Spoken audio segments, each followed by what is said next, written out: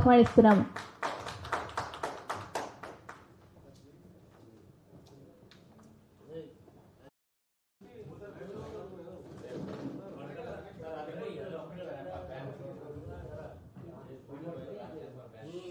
NTR universe success బ్యానర్ని Janardhan గారిని open చేయవలసిందిగా కోరుతున్నాం. అలాగే రామకృష్ణ గారు.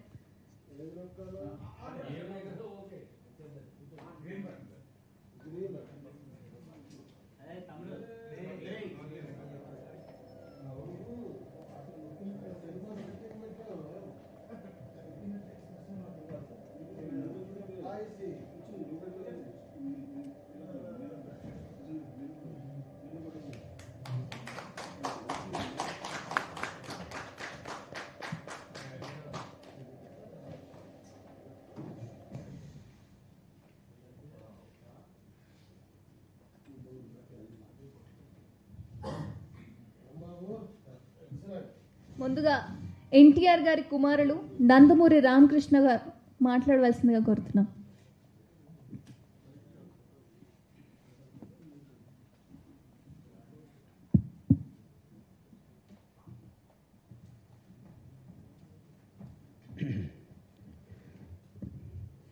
ఈ సమావేశానికి ఇచ్చేసిన ప్రతి ఒక్కరికి పేరు పేరున విలేకరులు, అందరికీ మా సేవభాషల కుటుంబ సభ్యులు, కుటుంబ సేవభాషలు, మా అభిమానులందరికీ హృదయపూర్వక నమస్కారాలు. మన ఈ రోజుల్లో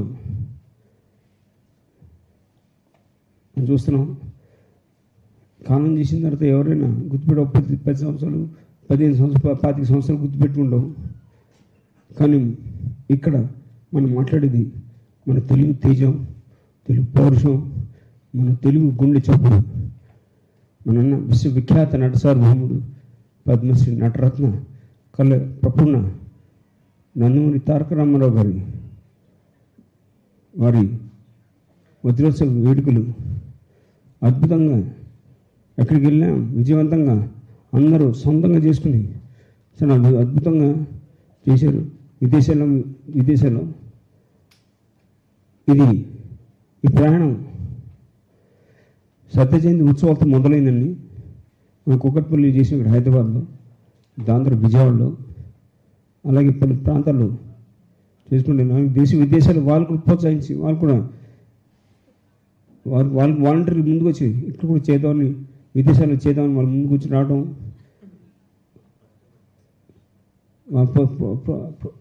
ప్రోత్సాహం వచ్చింది వాళ్ళ దగ్గర నుంచి. అలా సింగపూర్ కానివ్వండి, అలాగే మన సౌదీ, బహ్రెయిన్, మొత్తం అమెరికాలో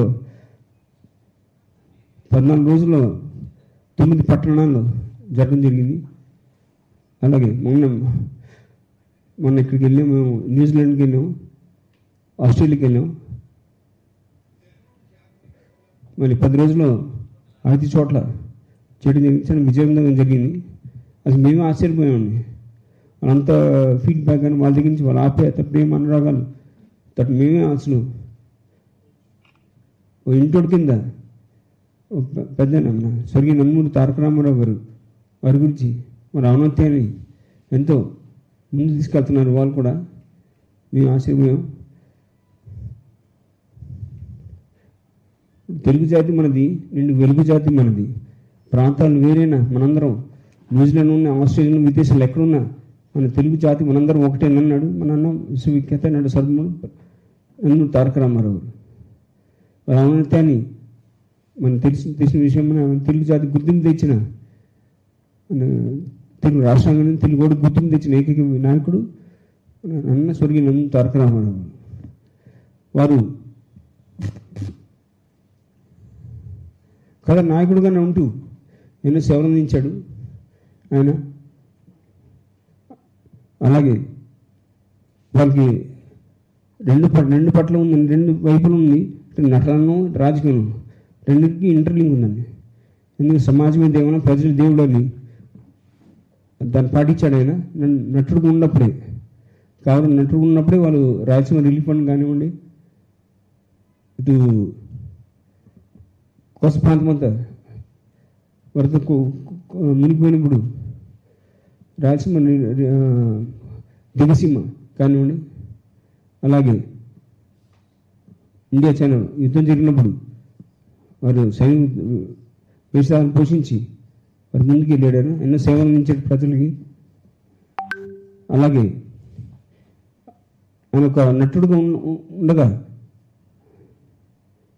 ఆయన రికార్డులు ఆయన బదులు కొట్టుకు ముందుకు వెళ్తున్న వేళ ఇంకో పక్క మన తెలుగు జాతి ఆత్మగౌరవానికి గుర్తింపు లేకపోవడంతో మద్రాసు పిలిపించడంతో ఒక గుర్తింపు తీసుకురావని మన తెలుగు జాతి ఆత్మగౌరవాన్ని మళ్ళీ గుర్తింపు తీసుకురావని నేను తెలుగు బిడ్డాను. నేను తెలుగుదేశం పార్టీ బిడ్డ ఎన్నో సేవలు అందించాడు ఆయన. కాబట్టి వాళ్ళ ఔన్నత్యాన్ని ముందుకు తీసుకెళ్తాం. మరి NTR centenary literature committee TD Janardhan గారు వారి చైర్మన్ దీనికి. సో ఈ కమిటీ సభ్యులందరూ ఎంతో కష్టపడి వారి ఔన్నత్యాన్ని ముందుకు తీసుకెళ్తున్నారు. ఎన్టీ రామారావు గారి గురించి జనరేషన్ ఎంతో ఆశ్చర్యకరమైన. అక్కడ విదేశాలకు వెళ్ళినప్పుడు అక్కడ దేవుడిలాగా ఇక్కడే కాదు విదేశం ఎక్కడికి వెళ్ళినా సరే మనం దేవుడిలా పూజిస్తున్నారు. మన స్వర్గీయ నందమూరి తారక రామారావు వారి ఔన్నత్యాన్ని ముందుకు తీసుకెళ్ళడం మనం ఆబ్జెక్ట్ ముందు పెట్టుకుని తరతరాలుగా మనం గుర్తుండేలా తీసుకెళ్లాల్సిన బాధ్యత మనందరూ తెలుగుడికి ఉంది. ఆ ఆబ్జెక్ట్తో మేము ముందుకు వెళ్తున్నాం. మరి తరతరాలుగా మనం గుర్తుండేలా తీసుకెళ్తున్నాం. కాబట్టి మనందరినీ విదేశాల్లో అందరూ రిసీవ్ చేసుకోవడం, దీన్ని చాలా విజయవంతంగా చేయడం మాకు చాలా ఆనందంగా ఉంది. మా ఆబ్జెక్టివ్ ఒకటే, ఆయన ఔన్నత్యాన్ని ముందు తీసుకెళ్ళడం. తెలుగు గుర్తింపు తెచ్చిన ఏకైక వ్యక్తి ఎన్టీఆర్, స్వర్గీయ నందమూరి తారక రామారావు.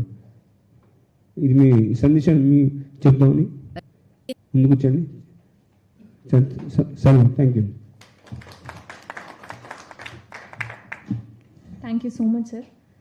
సీనియర్ ఎన్టీఆర్ గారి ఉన్నతిని నలుమూలన చాటి చెప్పేందుకు ఎంతో కృషి చేస్తున్న వ్యక్తి టీడీ జనార్దన్ గారిని మాట్లాడవలసిందిగా కోరుతున్నాం.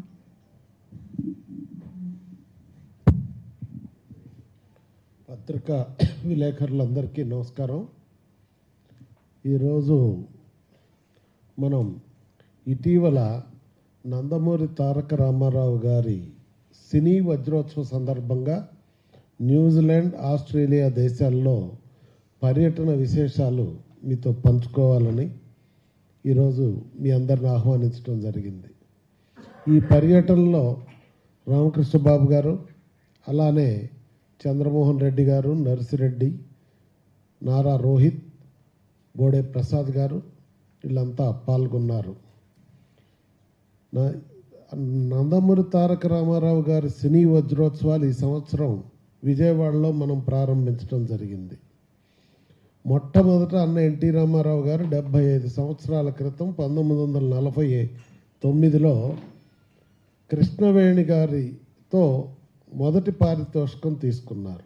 ఆమె మిర్జాపూర్ జమీందారు గారి వైఫ్. నేటికి 75 సంవత్సరాలైంది కనుక మనం వారి సేవల్ని స్మరించుకుంటూ వజ్రోత్సవాలు నిర్వహించాం. విజయవాడలో ముఖ్యమంత్రి నారా చంద్రబాబు నాయుడు గారు, వెంకయ్యనాయుడు గారు, అలానే సినీ కుటుంబాలు, అన్నగారి కుటుంబం, ఏఎన్ఆర్, కృష్ణంరాజు గారు, అలానే దగ్గుపాటి కుటుంబం, కైకాల కుటుంబం నుంచి ప్రతినిధులను ఆహ్వానించి ఆ రోజు కార్యక్రమం చేశాం. దాంతో స్పందించినటువంటి పలు ప్రాంతాల వాళ్ళు ఈ కార్యక్రమాన్ని నిర్వహిస్తూ మమ్మల్ని ఆహ్వానించడం జరిగింది. అదే రోజున మా కమిటీ సభ్యుడు అట్లూరు అశ్విన్ అమెరికాలో ఉంటారు, వారు అక్కడ నిర్వహించటం జరిగింది. ఆ తర్వాత దుబాయ్లో, సింగపూర్, సౌదీ, బహ్రెయిన్, కువైట్, నిన్న న్యూజిలాండ్, ఆస్ట్రేలియా. మన దేశంతో ఇప్పటికి 8 దేశాల్లో 13 ప్రదేశాల్లో అన్నగారి సినీ వజ్రోత్సవాలు జరిగాయి. ఆస్ట్రేలియాలో 4 చోట్ల జరిగింది. న్యూజిలాండ్, ఆస్ట్రేలియాలో ఎటే స్ట్రెచ్ ఒకేసారి 5 మహానగరాల్లో ఈ కార్యక్రమం జరగటం అనేది చరిత్ర అని వాళ్ళు అక్కడ ఉన్న వాళ్ళంతా చెప్పటం జరిగింది. ఆ కార్యక్రమాల్లో సకుటుంబ సపరివారంగా రావటం అనేది చాలా ఆశ్చర్యంగా ఉంది, ఆనందంగా ఉంది. వాళ్ళే చెప్పారు, మేము ఎన్నో కార్యక్రమాలు ట్రై చేస్తూ ఉంటామండి, కానీ ఈ కార్యక్రమానికి అన్నగారి పేరు చెప్తే వచ్చిన స్పందన ఇంతవరకు ఎప్పుడూ ఇంత పెద్ద ఎత్తున జరగలేదన్నారు. మీకు తెలుసు, ఇతర దేశాల్లో 500-600 మంది రావటం అంటే కష్టం. అన్ని చోట్ల 500-600 మంది, మెల్బర్న్లోనైతే 1200 మంది వచ్చారు. పిల్లలతో సహా అన్నగారి కాన్సెప్ట్స్ని ప్రదర్శనలు చేయటం, పాటలు పాడించటం, ఇట్లాంటి కార్యక్రమాలన్నీ చేశారు. దాంతో మేము చాలా ఆనందపడిపోయాం. మన పర్పస్ ఏంటి? అన్నగారి భావజాలాన్ని భావితరాలకి అందజేయాలని. సూపర్ స్టార్ చూస్తున్నంత వరకు ఆయన చేసిన సేవలు మానవాళికి తెలియాలని. ఆ క్రమంలో ఎప్పుడైతే కింద నెక్స్ట్ జనరేషన్కి తెలుస్తుందో మేము సంతోషపడడం, మా పర్పస్ నెరవేరుతుంది అనేటటువంటిది అర్థమైంది. మనకు తెలుసు, మన తర్వాత వాళ్ళకి తెలుసు, ఆ తర్వాత వాళ్ళ సంగతి. అందువలన అలా అన్నగారి భావజాలం నేటికి కూడా ప్రజల్లో ప్రస్ఫుటంగా మరి కనిపిస్తూ ఉంది. దీనికి ఎన్టీ రామారావు గారు ఆయన సినీ చరిత్ర, రాజకీయ చరిత్ర 2 పాత్రలు పోషించారు. ఆయన భూమి మీదకి వచ్చిన తర్వాత ఆయన ఒక పర్పస్ కోసం భూమి మీదకి వచ్చాడు, అవతారం చాలించాడు. జై ఎన్టీఆర్ఏ, ఇప్పటి నుంచి జోహార్ లేదు, ఆయన అజరామరం.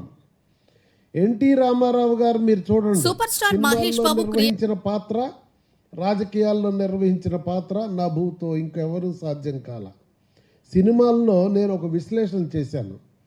ప్రపంచ సినిమా చరిత్ర 1888లో మొదలైంది. అంటే నేటికి 137 సంవత్సరాలు. దాదాపు నెట్లో సమాచారం తీస్తే 250 భాషల్లో సినిమాలు వస్తున్నాయి. హీరోలు ఎంతమంది యాక్ట్ చేసి ఉంటారు అని అంటే 2,50,000 మంది హీరోలు యాక్ట్ చేసి ఉంటారు. మీరు విశ్లేషించండి, అందరు ఇంటికి వెళ్ళి నెట్ తీసి. ఎన్టీ రామారావు గారు లాగా వైవిధ్యంగా చిత్రాల్లో నటించి పాత్రలు పోషించినటువంటిది నభూతో. ఎంత గొప్ప యాక్టర్ అయినా కానీ మీరు చూడండి, శ్రీమద్ విరాట పర్వంలో ఆయన 5 పాత్రలు పోషించాడు. కృష్ణుడు, దుర్యోధనుడు, అర్జునుడు, బృహనల, అట్లా కీచకుడు. అదే సినిమాకి డైరెక్షన్ చేశాడు, అదే సినిమాని ప్రొడ్యూసర్ చేశాడు, స్క్రీన్ ప్లే చేశాడు. ఇన్ని పాత్రలు పోషించిన వాడు నెట్లో మీరు శోధించి ఉంటే చెప్పండి, లేకపోతే అన్నగారు ఔన్నత్యాన్ని భావితరాలకు తీసుకొని వెళ్ళండి. అది ఎన్టీ రామారావు గారి యొక్క ఔన్నత్యం. మరి ఆ మహానుభావుడిని ఎంతగా మనం తీసుకెళ్ళాలి, ఆయన గురించి ఆలోచించాలి. అది ఇంకా రాజకీయాల్లోకి వద్దాం.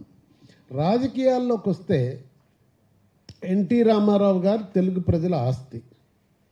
ఆయన మనం చరిత్ర చెప్తే ఏం చెప్తాం? క్రీస్తు పూర్వం, క్రీస్తు తర్వాత అని చెప్తుంటాం. సినిమాల్లో కానీ రాజకీయాల్లో కానీ అన్నగారి చరిత్ర చెప్పాలంటే ఎన్టీఆర్ ముందు, ఎన్టీఆర్ తర్వాత. సినిమాల్లోనూ రాజకీయాల్లోనూ కొట్టొచ్చినంత స్పష్టంగా ఆయన పాత్ర పోషించారు, సేవలు అందజేశారు. మీరు రాజకీయాల్లో రామారావు గారు రాకముందు స్వతంత్రం వచ్చి 35 సంవత్సరాలైంది. స్వతంత్రం వచ్చి 35 సంవత్సరాలైనా ఎవరూ చేయలేని పనులు రామారావు గారు వచ్చాక స్టార్ట్ చేశాడు. పేదోడి ఆకలిని తీర్చాడు, ఇళ్ళు కట్టించాడు. లేదు, ఆయన ఆ రోజే పెన్షన్లు ఇచ్చాడు, మహిళలకు ఆస్తిలో సగభాగం ఇచ్చాడు. పెన్షన్లు ఎప్పుడు వచ్చినాయి? రామారావు గారు ఆనాడు ఇస్తే ఇప్పుడు మిగిలిన రాష్ట్రాలు, భారతదేశం అంతా అమలు చేస్తుంది. మహిళలకు 40 సంవత్సరాల నాడు ఆయన ఆస్తిలో వాటా ఇస్తే ఇప్పుడు భారతదేశ ప్రభుత్వం 3 సంవత్సరాల నాడు ఇచ్చింది.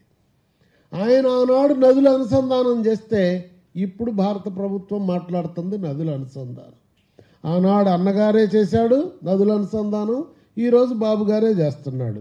భారతదేశంలో ఇంకో రాష్ట్రంలో ఎక్కడ ఎవరు అమలు చేయట్లేదు. అంతేకాదు, ఎన్నని చెప్పాలా? ఆ రోజు ఆయన తెలుగువాడి ఆత్మగౌరవం కోసం, రాష్ట్రం యొక్క హక్కుల కోసం పోరాడుతూనే జాతీయ సమగ్రతకు కూడా ముందుండి నిలబడి నడిచాడు ఎన్టీ రామారావు గారు. అలాంటి మహానుభావుడి చరిత్ర భావితరాలకు అందజేయటం కోసమే మేము కొద్దిమంది మిత్రులు ఒక 10-15 మంది స్టార్ట్ చేశాం. మొట్టమొదట అన్నగారి శత జయంతి టైంలో చేశాం. అప్పుడు విజయవాడలో ఒక సభ పెట్టాలనుకున్నాం. సహజంగా ఎవరైనా ఒక సభ పెడితే హాల్లో పెట్టుకుంటారు. ఆ రోజు మీకు తెలుసు కదా, అక్కడ జరిగేటటువంటి అరాచక పాలన, ఆ పాలనలో సభ పెట్టడం అంటే చాలా కష్టం. కానీ అన్నగారికి వచ్చిన స్పందనలో జనం వచ్చిన దానికి ఎవరు కంట్రోల్ చేయలేకపోయారు. 1000 మంది వస్తే అద్భుతంగా జరిగింది. ప్రసన్న గారు ఇప్పుడే లోన్ మాట్లాడుతుంటే చెప్తుండు. రజనీకాంత్ గారు, బాబు గారు, అలానే ఎన్టీ రామారావు గారి తొలితరం సంతానం అంతా బాలకృష్ణ గారు. అట్లే ఆయన మీద మొదటి పుస్తకం రాసిన వెంకటనారాయణ గారిని పిలిచి స్టార్ట్ చేశాం. ఆ తర్వాత కైతలాపూర్ గ్రౌండ్లో తెలంగాణలో మనం పెట్టాం. 50,000 మంది చుట్టుపక్కల రోడ్లన్నీ నిలిచిపోయినాయి. అక్కడ కూడా ఎన్టీ రామారావు గారి మునిమనవళ్ళ వరకు టోటల్ కుటుంబం 57 మంది హాజరైనారు. ఇది చరిత్ర. ఆ కార్యక్రమం విజయవంతం చేయటంలో రామకృష్ణ బాబు గారు, బాలకృష్ణ గారు అవిశ్రాంతమైన కృషి చేశారు. కుటుంబం అందరూ కూడా బాబు గారి ఆశీస్సులతో అంత గొప్పగా చేయగలిగాం. దానిలో ఇంకా విశేషం ఏంటి, ఏఎన్ఆర్ కుటుంబం, అట్లే కృష్ణ కుటుంబం, రామానాయుడు గారి కుటుంబం, చిరంజీవి గారి కుటుంబం, ఇలా అన్ని సినిమా రంగంలో ఉన్న స్టాల్ వర్డ్స్ని, ఆ జనరేషన్ని, ఈ జనరేషన్ని అన్నిటికంటే మినగా 24 క్రాఫ్ట్స్ సినిమా రంగంలో అందరినీ పెట్టాం. ముఖ్యంగా ఆనాడు పాత్ర పోషించిన దానిలో మా ప్రసన్న గారు, కొమ్మినేని గారు, వీళ్ళిద్దరు అయితే గేట్ దగ్గర నిలబడి ఫైటింగే చేశారు ఆ రోజు ప్రభుత్వ సహాయ నిరాకరణకి. మర్చిపోలేనటువంటిది. ఇద్దరు డయాస్ మీదకి వస్తే చొక్కాలు అసలు చినిగిపోయే పరిస్థితిలో ఉన్నాయి. ప్రకటన చేయమని కోరితే చేయాల్సి వచ్చింది. అవన్నీ మధుర స్మృతులు. సరే, అదంతా జరిగింది. అది జరిగిన తర్వాత ఆయన భావజాలాన్ని తీసుకెళ్లాలంటే ఏంటి, పూర్వం రామాయణాలు, మహాభారతాలు పుస్తకాలు రాసినందువల్లే, తాళపత్ర గ్రంథాలు రాసినందువల్లే కదా ఇప్పుడు మనందరం చదువుకుంటున్నాం. అట్లానే అన్నగారు చేసినటువంటి సేవల్ని గ్రంథస్థం చేయాలని ఆలోచించాం. నెట్లో చూస్తే సమాచారం ఆయన ఔన్నత్యానికి సరిపడ కనపడలా. అందుకని మా కమిటీ స్టార్ట్ చేసి ఆయన చారిత్రక ప్రసంగాలన్నీ ఒక పుస్తకం రాశాం. రాజకీయాల్లోకి వచ్చాక ఆయన చేసింది. ఆయన అసెంబ్లీలో చేసిన ప్రసంగాలు ఇంకో బుక్ రాశాం. ఆయన వ్యక్తిత్వం యొక్క ఔన్నత్యాన్ని గురించి శకపురుషుడు అని బుక్ తీసుకొచ్చాం. ఆ తర్వాత ఆయన సినిమాల్లో ఇచ్చిన ఇంటర్వ్యూలన్నీ కలిపి తారక రామం అని ఇంకో బుక్ తీసుకొచ్చాం. ఆయన చేసిన మొత్తం సినిమాలోనూ రాజకీయాల్లోనూ ముఖ్యమైనటువంటి మైలురాళ్ళు, హైలైట్స్ని ఎన్టీఆర్ మహాపురుషుని మైలురాళ్ళు అనేటటువంటి చిన్న పుస్తకం పబ్లిష్ చేశాం. ఇది చేస్తూ ఉంటే మిత్రులు సలహా చెప్పారు. ఏమని చెప్పారు, మీరు పుస్తకాలు రాస్తున్నారని కాలం మారింది నాయన, పిల్లలంతా కంప్యూటర్లు ఎతుకుతున్నారు, నీ పుస్తకం ఎవరు చదువుతారు, మీరు డిజిటల్ మీడియాలో పెడితే బాగుంటుంది అన్నారు. ఇది నిజమే కదా అని వెంటనే డిజిటల్ మీడియా మరి యూట్యూబ్ ఛానల్ స్టార్ట్ చేయాలని చూసాం. మొదటే వెబ్సైట్ స్టార్ట్ చేస్తే వెబ్సైటు కొంచెం ఒక లెవెల్ ఆఫ్ పీపుల్ చూస్తారు, పామర జనానికి వెళ్ళాలి కింది దాకా అంటే యూట్యూబ్ స్టార్ట్ చేయమని మా నిర్వాహకుడిని అడిగితే, ఇప్పుడు ఎందుకండి పెద్ద ఆయన గురించి అంతా అయిపోయింది, ఇప్పుడు ఎవరు చూస్తారు, నీకెందుకు ఈ బాధ అన్నారు. అరే కాదయా బాబు, సమాచారం అంతా ఒక దగ్గర పెడదాం. అప్పటికే చాలా మిస్ అయింది సమాచారం. భూమి మీద ఎన్టీ రామారావు గారి సమాచారం ఎంతైతే ఇప్పటికీ అవైలబుల్గా ఉందో మొత్తం ఒక దగ్గర పెడితే భావితరాలకి ఇది అందుబాటులో ఉంటుందని, నెట్లో పెడితే క్షేమంగా ఉంటుందని ప్రయత్నం చేస్తే ఆయన యూట్యూబ్ స్టార్ట్ చేశాడు. స్టార్ట్ చేస్తే ఇప్పటికి 9వ నెల అనుకుంటా, 9 నెలలు. ఎన్ని కోట్లు? 11 కోట్ల మంది వ్యూవర్స్, 150,000 మంది పైన సబ్స్క్రైబర్లు. ఆయన ఇప్పుడు అంటాడు, ఇదేంది సార్, ఇదేం మహత్యం, అసలు ఈ విధంగా పరిగెడుతుంది, నాకు 25 యూట్యూబ్ ఛానల్స్ ఉన్నాయి, 25 సంవత్సరాల నుంచి నడుపుతున్నా, వాటి వేటికి లేనంత వేగంగా పోతుంది అంటున్నాడు. That is NTR. ఎన్టీఆర్ అనే 3 అక్షరాలను స్మరించుకొని మనం పని మొదలు పెడితే మేము అట్లే చేస్తున్నాం. మేము అసలు ఊహించలా. మేము తోచింది, సలహాలు చెప్పింది చేస్తా పోతున్నాం. ఇప్పుడు ఇక్కడికి వచ్చాం. ఇక భవిష్యత్తు ఏంటనేది ఆలోచిస్తున్నాం, ప్లానింగ్లో ఉన్నాం. కనుక ఇంకేం చేసాం? మన ప్రభుత్వం వచ్చింది. తెలంగాణలో ఇప్పటికే పాఠ్య పుస్తకాల్లో ఎన్టీ రామారావు గారి గురించి పెట్టారు చరిత్ర. అలానే ఆంధ్రాలో కూడా ముఖ్యమంత్రి చంద్రబాబు నాయుడు గారిని కోరితే పాఠ్యాంశంగా చేరుస్తామని చెప్పారు, ఆదేశాలు ఇచ్చారు. లైబ్రరీస్ అన్నిట్లో ఎన్టీ రామారావు గారి పుస్తకాలను పెట్టడానికి ఆంధ్రప్రదేశ్ ప్రభుత్వం నిర్ణయం తీసుకుంది. తెలంగాణ ప్రభుత్వానికి కూడా అర్జీ ఇస్తున్నాం, ఇక్కడ కూడా పెట్టాలి లైబ్రరీస్లో అని. అంతేకాకుండా అన్నగారిది 100 అడుగుల విగ్రహం ఎక్కడైతే అన్నగారు పార్టీ స్థాపించి, ఎక్కడైతే రామకృష్ణ స్టూడియోస్ పెట్టి, చెన్నైలో ఉన్న హైదరాబాద్లో ఆస్తులు కొన్నాడు ఎన్టీ రామారావు గారు. మాతృభూమి మీద ఆయనకున్న మమకారం చూడండి. కనుక ఈ హైదరాబాద్ మహానగరంలో 100 అడుగుల విగ్రహం పెట్టడానికి ఇక్కడ ముఖ్యమంత్రి రేవంత్ రెడ్డి గారికి అర్జీ ఇచ్చాం. దాదాపు 4-5 నెలలు అయింది. స్పందన కోసం ఎదురు చూస్తున్నాం. అది కూడా సైట్ ఎక్కడ ఆయన లెవెల్కి సరిపోను ఆలోచిస్తే హిమాయత్ సాగర్ దగ్గర మనం ఔటర్ రింగ్ రోడ్లో వెళ్తూ ఉంటే గచ్చిబౌల్ నుంచి రైట్ సైడ్ ఒక పీస్ ఆఫ్ ల్యాండ్ ఉంది, అక్కడ కొండ. ఆ కొండ ఇస్తే బాగుంటుందని అర్జీ ఇచ్చాం. అన్న ఇస్తాను, బట్ ఎంత ఇస్తాననేది చెప్తానన్నాడు. We are waiting for government response. వస్తూనే ఇక్కడ కార్యక్రమం మొదలవుద్ది. ఇప్పుడు ఆంధ్రప్రదేశ్లో ప్రభుత్వం వచ్చింది. నారా చంద్రబాబు నాయుడు గారు ఎన్టీ రామారావు గారి విగ్రహాన్ని అక్కడ నీరుకొండలో ఒక కొండ మీద దాదాపు సర్దార్ పటేల్ గారిది ఎట్లయితే ఉందో అలాంటి విగ్రహాన్ని, అంత విగ్రహాన్ని ఏర్పాటు చేయడానికి ప్రణాళిక స్టార్ట్ అయింది, పని మొదలవుతుంది. కనుక ఇంకా చేయాల్సిందేంటి అని ఆలోచిస్తే భవిష్యత్తులో ఆయన యొక్క మెమరీస్ ఉండే విధంగా ఒక మ్యూజియం పెట్టాలని భావజాలం అంతా నిక్షిప్తం చేసి, చరిత్ర ఉన్నంత వరకు ఆయన జ్ఞాపకాలు తెలిసేజేసే విధంగా చేయటం కోసం మా కమిటీ అన్ని ప్రయత్నాలు చేస్తుంది. దానికి మీ అందరి సహాయ సహకారాలు అర్థిస్తూ, ఇంకా ఎవరి దగ్గరైనా అన్నగారి సమాచారం ఏదైనా క్లిప్పులు కానీ, ఫోటోలు కానీ, వీడియోలు కానీ ఉంటే కూడా దయచేసి మాకు పంపిస్తే మేము భద్రపరుస్తాం. ఎందుకంటే ఆ కాలంలో తల్లిదండ్రులు ఎవరన్నా దాచితే ఈ కాలం వాళ్ళకి ఇంట్రెస్ట్ లేక దాన్ని ఉపయోగించుకోవట్లా. కానీ భావితరాలకు అది ట్రెజర్, తెలుగు ప్రజల ఆస్తి ఎన్టీ రామారావు గారు. ఇటీవల కొన్ని ఫోటోలు కూడా పాతవి దొరికినాయి మాకు. కొన్ని లక్షల ఫోటోలు నేను చేయిస్తున్నా, స్కాన్ చేపిస్తున్నాను. త్వరలో వాటన్నింటిని కూడా ఉపయోగపడే విధంగా తీసుకొస్తాం అనేది మీకు తెలియజేస్తూ, మేము చేసే కార్యక్రమాలకి మీ ఆశీర్వాదం, సపోర్ట్ కోరుతూ నమస్కారం. Thank you so much sir, ఎంతో విలువైన అంశాలను మా అందరితో పంచుకున్నందుకు. TFPC secretary, TFCC treasurer, producer Prasanna గారిని మాట్లాడవలసిందిగా కోరుతున్నాను. సినిమా ఫీల్డ్లో ఫస్ట్ ఆయన యాక్ట్ చేసిన సినిమా మన దేశం అయితే, ఫస్ట్ అగ్రిమెంట్ చేసిన సినిమా పల్లెటూరు పిల్ల, 1116 రెమ్యునరేషన్తో స్టార్టింగ్. ఫస్ట్ హీరోగా రిలీజ్ అయిన సినిమా షావుకారు, మన దేశం, షావుకారు, పల్లెటూరు పిల్ల. అక్కడి నుంచి మాయారంభ తర్వాత సంసారం అయిపోయిన తర్వాత పాతాళ భైరవి. మాయారంభ కూడా తెలుగు, తమిళ్ 2 లాంగ్వేజ్లో రిలీజ్ అయింది. పాతాళ భైరవి తెలుగు, తమిళకి వచ్చి విజయ ప్రొడక్షన్స్ అయితే, హిందీ స్ట్రైట్ సినిమా కింద జెమినీ వాళ్ళు చేశారు. అక్కడ బాంబేలో కూడా 175 డేస్ ఆడింది, తమిళనాడులో ఆడింది, తెలుగు ఆడింది. పాన్ ఇండియా స్టార్ అంటే ఆ రోజున NT Rama Rao pan India star.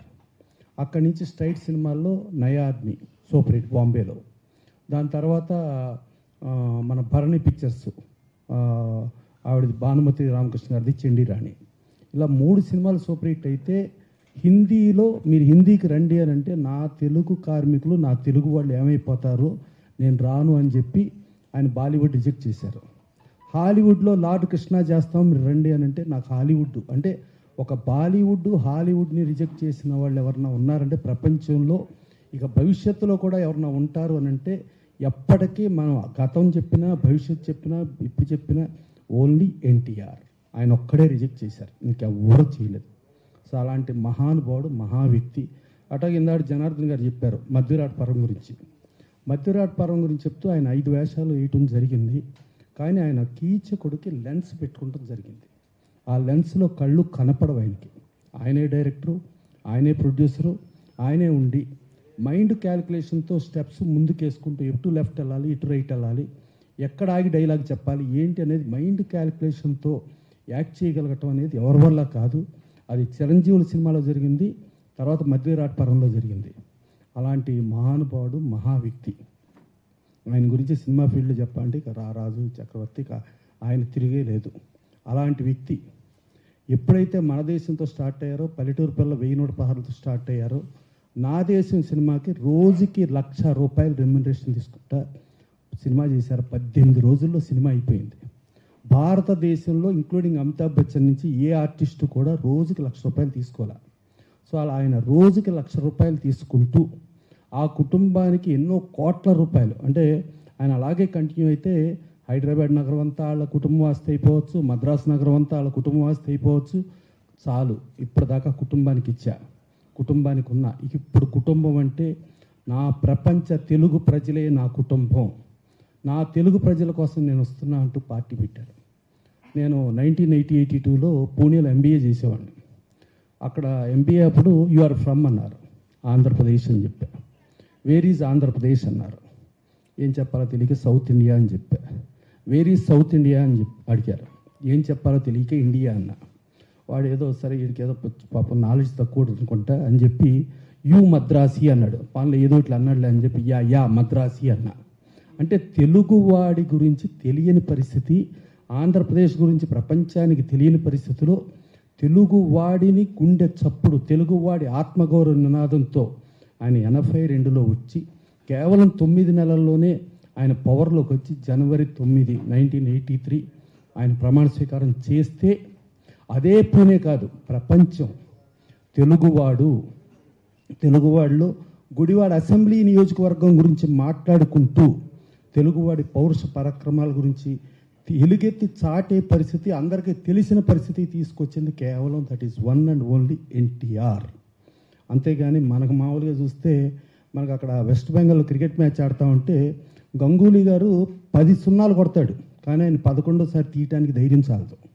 మన వివిఎస్ లక్ష్మణ్ ఇక్కడ ఉండి కాలిరిగో చెయ్యిరిగో వెళ్ళి ఓడిపోయే మ్యాచ్ని కూడా గెలిపించుకుని వస్తాడు, అయినా ఆయన పీకేస్తారు. ఈవెన్ ఆయన రిటైర్మెంట్ అయ్యింది కూడా మన హైదరాబాద్ మ్యాచ్ బిఫోరే రిటైర్ అయినా కూడా మన తెలుగుడికి ఉండదు. అలాంటి తెలుగువాడిలో అలా చేయటం, ఆ చేసిన తర్వాత ఆయన ఉన్నంత వరకు భూమి ఆకాశాలు సూర్యచంద్రులు ఉన్నంత వరకు ఆయన ఉంటారు. ఆయన చరిత్ర అదే. ఆ తర్వాత టీడీ జనార్దన్ గారు ఆదిశాస్త్రి గారు పిలిస్తే వెళ్ళా. అప్పుడు జనార్దన్ గారు పరిచయం అయ్యారు. సార్ నేను వైవిఎస్ చౌదరి గారు ఇట్లా ఇది చేద్దాం అనుకుంటున్నామండి అంటే, ఇది చాలా ఒక సముద్రాన్ని కొలవటం అంటాం, అంటే సముద్రానికి హద్దులు తెలవు, అలాంటి కొలవటం అనే ప్రయత్నంలో మీరు దిగుతున్నారు జనార్దన్ గారు. సరే కష్టపడి ఆయన ఏంటంటే ఎంతకైనా ఎన్ని సముద్రాలైనా నేను కొలిసి వస్తానండి, నేను ఈదుకుంటూ వెళ్తానండి అని చెప్పి ఆయన దిగారు. దిగిన తర్వాత మనకి విజయవాడలో చేశారు అద్భుతం ఫంక్షన్. ఓ పబ్లిక్ ఫంక్షన్లో రజనీకాంత్ గారు చేస్తే రజనీకాంత్ గారు రామారావు గురించి చెప్తా ఉంటే దానికి మామూలు పిచ్చి బ్యాచ్ ఉంటారు కదా, ఆ బ్యాచ్ ఏదో ట్రై చేశారు. ట్రై చేయడంతో రజనీకాంత్ గారు కూడా ఎక్కడికో వెళ్ళిపోయారు. సరే పాపం ఆ రాష్ట్రం పార్టీ మారిపోయింది, తెలుగుదేశం వచ్చింది. సరే తర్వాత మళ్ళీ జనార్దన్ గారు సెంటనరీ సెలబ్రేషన్స్ హైదరాబాద్లో చేద్దాం అనుకున్నారు. ఎక్కడ చేద్దాం, గచ్చిబౌలిలో పర్మిషన్ ఇచ్చారు. ఇచ్చి పర్మిషన్ క్యాన్సిల్ అన్నారు. తర్వాత లాల్ బహదూర్ స్టేడియం అన్నారు, లేకపోతే ఇంకోటి అన్నారు, రకరకాలుగా చెప్పారు, ఎన్టీఆర్ స్టేడియం అన్నారు. సరే అన్నీ కూడా అప్పుడున్న గవర్నమెంట్ వ్యతిరేకించే పరిస్థితి వస్తే కైతలాపూర్ గ్రౌండ్స్లో కూడా టోటల్లీ గవర్నమెంట్ నాన్ కోఆపరేషన్. ఒక ఏసీపీ ఉండి ఒక అనురాధదేవి గారు, కృష్ణవేణి గారు పెద్ద ఆవిడ 100 ఏళ్ళ పైన ఆవిడ, రోజారమ్మ గారు ముగ్గురు వస్తా అంటే 3 సార్లు రౌండ్ తిప్పిందంట. ఫైనల్గా నేను అది లాగి లోపలికి తీసుకొస్తే ఇప్పుడేనండి నేను 3 సార్లు రౌండ్ తిప్పానండి, మీరు 4వ సారి తీసుకొచ్చారా అన్నారు. అంత అద్భుతమైన కోఆపరేషన్ అది ఆ రోజున. అయినా సరే ఆ కైతలాపూర్ గ్రౌండ్స్లో బ్రహ్మాండంగా జరిగింది. మనకు భారతదేశంలో లెఫ్టు రైటు తెలుగుదేశం కలిపి ఒక ఫామ్ చేసి ఒక ఎలియన్స్గా వెళ్ళి ఒక లెఫ్ట్ వాడు రైట్ కొట్టేశాడు, రైట్ వాడు లెఫ్ట్ కొట్టేశాడు, అలా జరిగిందంటే అది ఒక్క ఎన్టీ రామారావుతోనే సాధ్యమైంది. అలాంటిది కైతలాపూర్ గ్రౌండ్స్లో బీజేపీ దత్తాత్రేయ గారు ఉన్నారు, లెఫ్ట్ వాళ్ళు ఉన్నారు, మొత్తం కుటుంబం ఉంది, ప్రపంచం ఉంది. ఇదిలో చూసుకుంటే కైతలాపూర్ గ్రౌండ్స్లో జరిగిన దాంతో ఇక్కడ గవర్నమెంట్ని కూడా మార్చేశారు. సరే, మార్చేసిన తర్వాత అక్కడ గవర్నమెంట్ వచ్చింది. ఇవాళ మన అదృష్టం ఏంటంటే మే 28ని అఫీషియల్ సెలవు దినంగా ఇచ్చేస్తూ ఒక పండుగ దినంగా నారా చంద్రబాబు నాయుడు గారు అనౌన్స్ చేశారు. అలాగే తెలంగాణ గవర్నమెంట్లో రేవంత్ రెడ్డి గారు కూడా నేషనల్ లెవెల్లో నేషనల్ ఎన్టీఆర్ అవార్డు అని పెట్టి ఆ ఎన్టీఆర్ అవార్డు నందమూరి బాలకృష్ణ గారికి ఇవ్వటం చాలా అదృష్టం. డెఫినెట్గా మనం చూసుకున్నాం. ఇప్పుడు చరిత్ర చూసుకుంటా ఉంటే తాతమ్మ కళ కూడా 50 ఏళ్ళు అయిపోయింది. తాతమ్మ కళతో హీరోగా బాలకృష్ణ గారు ఎంట్రీ అయ్యి రామారావు ఇదిలో ఉండి అది కూడా 50 ఏళ్ళు ఫంక్షన్ మనం చేసాం. దాని తర్వాత ఆయనకి నేషనల్ అది వచ్చింది, పద్మభూషణ్ వచ్చింది. పద్మభూషణ్ తర్వాత నుంచి చూసుకుంటే ఇవాళ నేషనల్ ఎన్టీఆర్ అవార్డు వచ్చింది. సో బాలకృష్ణ గారిని కూడా చూసుకుంటే సేవారంగం బసవతారకం హాస్పిటల్ ఇవాళ ప్రపంచంలోనే వన్ ఆఫ్ ది బెస్ట్. అలాగే హిందూపురంలో 2014లో ఆ సీటు గెలవలేని సీటు అనుకున్న సీటుని బాలకృష్ణ గారు గెలిపించుకొచ్చారు. అయిపోయిన తర్వాత 2019లో టోటల్గా 23 మంది గెలిస్తే 23 మందిలో 14 నుంచి 19కి మెజారిటీ పెరిగిన ఏకైక MLA that is one and only Nandamuri Balakrishna గారు పెరిగింది. 2019 నుంచి చూసుకుంటే 2023 మళ్ళా మెజారిటీ పెరిగింది. అటు హ్యాట్రిక్ ఎమ్మెల్యే గారు చూసుకుని ఇన్ని సాధించడం ఇవన్నీ జరుగుతూ ఉంటే దానికి ఆదిలో మొలక కింద మన టీడీ జనార్దన్ గారు ఆ సెంటినరీ కమిటీ చేయటం, వాళ్ళకు వెన్నంటి ప్రతి విషయంలోనూ నేనున్నా అంటూ రామకృష్ణ గారు, మోహన్ కృష్ణ గారు, బాలకృష్ణ గారు అలాగే కుటుంబం ఉండటం, వాళ్ళు ఇంకా ముందుకెళ్తూ ప్లస్ శత జయంతి జరిగింది. ప్రపంచంలో నెల్సన్ మండేలా కాదు కదా, ప్రపంచంలో ఏ నాయకుడికి ఆయనకి జరిగినట్టు శత జయంతి ప్రపంచవ్యాప్తంగా ఒక్కొక్క నగరంలో, ఒక అట్లాంటా నగరంలో అయితే ఒక సేమ్ నగరంలో 4 చేశారు, 4 టైమ్స్ చేశారు. అలా చేయగలగటం అదంతా ఒక్క ఎన్టీ రామారావుకి సాధ్యమైంది. అందుకని ఆయన చరిత్ర గురించి చెప్పుకుంటా ఉంటే కొన్ని సంవత్సరాలు అయిపోతాయి. డెఫినెట్గా అంతటి మహానుభావుడికి ఒక 100 అడుగుల విగ్రహం డెఫినెట్గా ఇక రేవంత్ రెడ్డి గారి గవర్నమెంట్ గ్యారంటీ చేస్తున్నాం అనుకున్నాం. అలాగే నీరుకొండలో కూడా చంద్రబాబు నాయుడు గారు చేస్తారనుకున్నాం. ఇదే కాకుండా ఆయన ఫెడరల్ స్పిరిట్తో ఒకటి పెట్టారు. అప్పటి వరకు ఏక పార్టీ పాలన ఉంటే భిన్న పార్టీల పాలన. ఇవాళ నరేంద్ర మోడీ గారు కూడా అదే భిన్న పార్టీల పాలన, అదే ఫెడరల్ స్పిరిట్. అంటే ఇవాళ ప్రతి స్టేట్ గవర్నమెంటు రామారావు పాలసీస్, ప్రతి సెంట్రల్ గవర్నమెంటు రామారావు పాలసీస్. మళ్ళా ఆడపడుచులకి ఆస్తి హక్కు అన్నారు. ఇవాళ మోడీ గారు నారీ భేరి అంటున్నారు. ఆ రోజుల్లోనే ఆడవాళ్ళకి రిజర్వేషన్ ఇచ్చింది ఎన్టీ రామారావు ఇచ్చారు. సో ఎన్టీ రామారావు భూమి ఆకాశాలు సూర్యచంద్రులు ఉన్నంత వరకు వాళ్ళు ఉంటారు. వాళ్ళకి ఆ రామారావు గారికి సేవ చేయటానికి టీడీ జనార్దన్ గారు, ఈ కమిటీ వీళ్ళందరూ, ఈ కుటుంబం వీళ్ళందరూ చేయటానికి డెఫినెట్గా తెలుగువాడి పౌరుషం, తెలుగువాడి ఆత్మగౌరవం, తెలుగువాడని ప్రపంచానికి చాటి చెప్పి మన తెలుగు చరిత్రని చెప్పి మన తెలుగువాడని చెప్పుకునే స్థాయికి మనకు వెళ్ళగలిగిన ఎన్టీఆర్ గారికి వాళ్ళు చేసే సేవకి మనందరం కూడా పాదాభివందనం.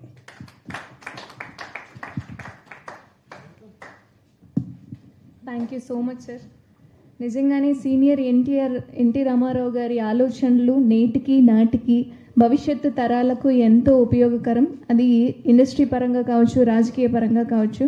Thank you so much sir, మీ యొక్క విలువైన అంశాలను మా అందరితో పంచుకున్నందుకు.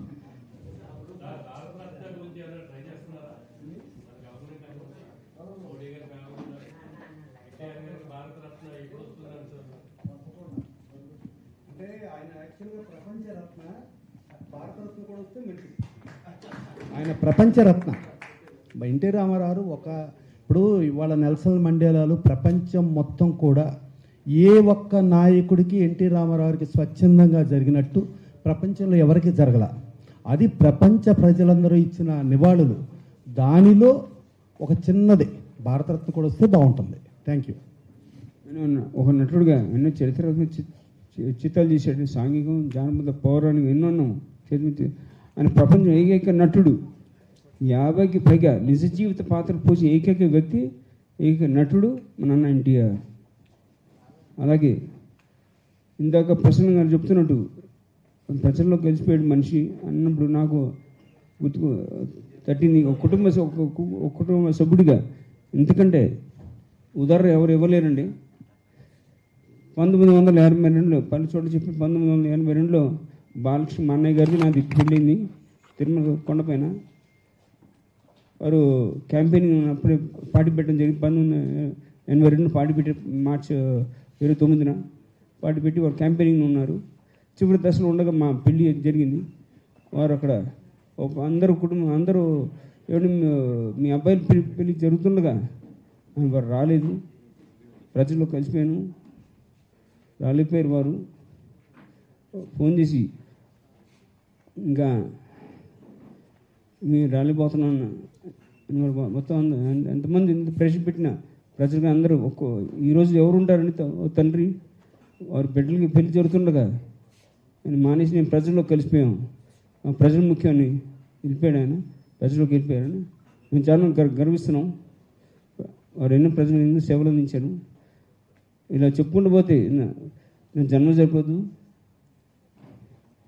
ఎక్కడికైనా ఒకటే చెప్పాను, నా పర్మనెంట్ వీసా ఇప్పించండి, మేము జీవితాంతం చెప్తానే ఉంటాం. అంత చరిత్ర ఉందండి వారికి, రామారావు గారికి.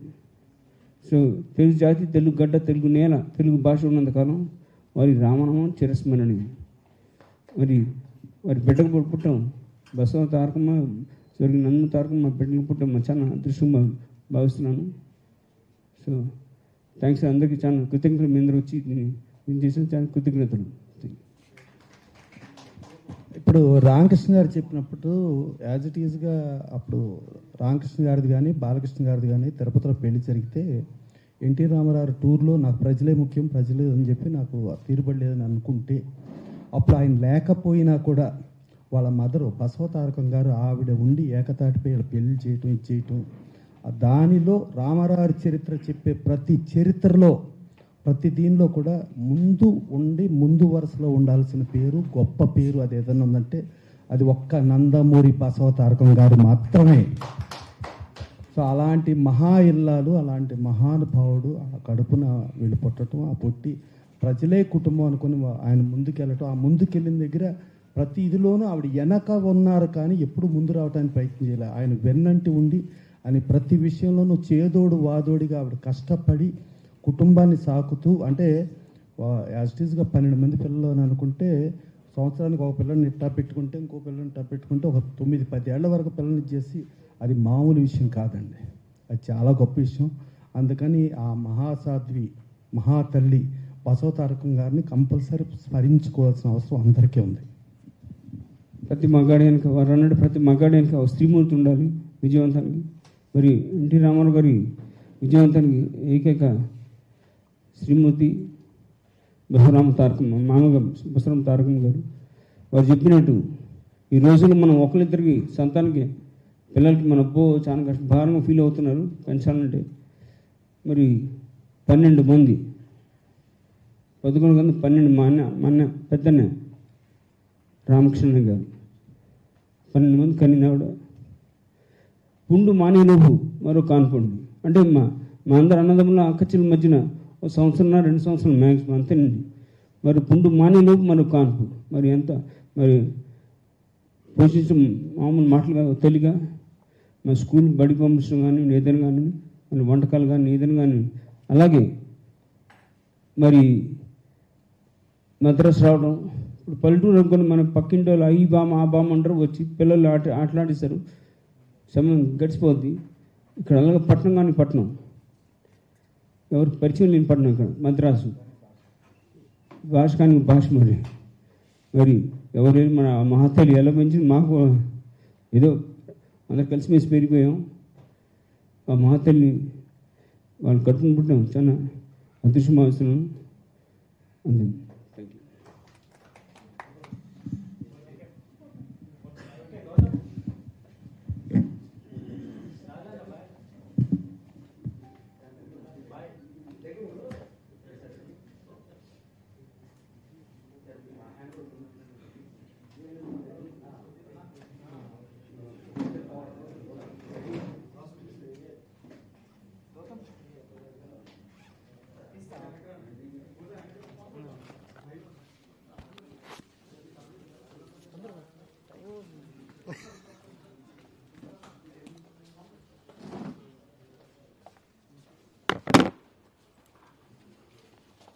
సాంగ్స్